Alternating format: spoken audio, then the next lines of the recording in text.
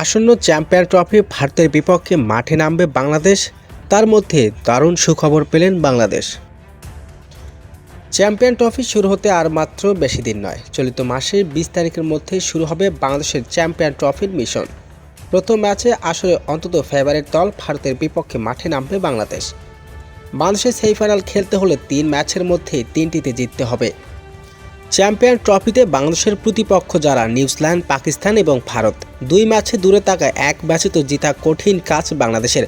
তবে খুশির খবর হলো বিষয়টা প্রতিপক্ষ বাংলাদেশের সাম্প্রতিক পারফরমেন্স ভালো।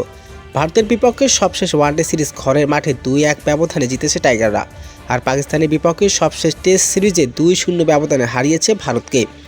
নিউজিল্যান্ডের বিপক্ষে বাংলাদেশের ভালো বলতে পারেন। এশিয়া কাপে কন্ডিশন ভালো ছিল বাংলাদেশের। বাংলাদেশের বিপক্ষে ভারত তাদের সেরা বোলারদের ছাড়া মাঠে নামবে, যার ফলে বাংলাদেশের ব্যাটারদের কিছুটা হলেও স্বস্তি থাকবে। ফলে ভারতের বিপক্ষে মাঠে নামার আগে বাংলাদেশের জন্য এটাই বড় একটি সুখবর।